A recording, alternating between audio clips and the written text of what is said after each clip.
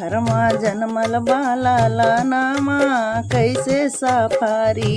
घरमा जन्मल बाला नामा कैसे सफारी।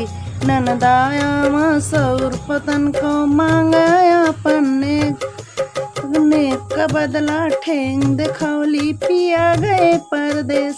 चाबी ले गईला देवरावा कैसे सफारी। चाबी ले गईला देवरावा कैसे सफारी। घरमा जन्मल बाला नामा कैसे सफारी। घरमा जन्मल बाला नामा कैसे सफारी। जेठनिया पिपरी पिसन को मांगया पन्ने नेक का बदला ठेंग दिखौली पिया गए परदेश।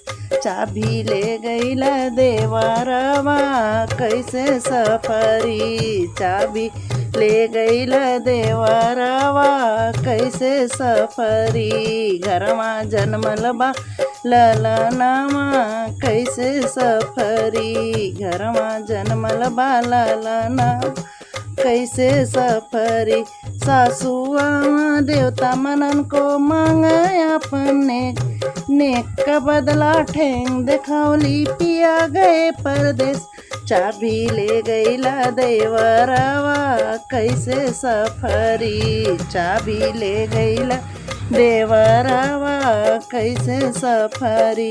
घरमा जन्मल बाला नामा कैसे सफारी। घरमा जन्मल बाला नामा कैसे सफारी। सभी को अपने चैनल में तहे दिल से धन्यवाद करती हूँ और हमारी तरफ से सभी को राधे राधे, नमस्ते, प्रणाम।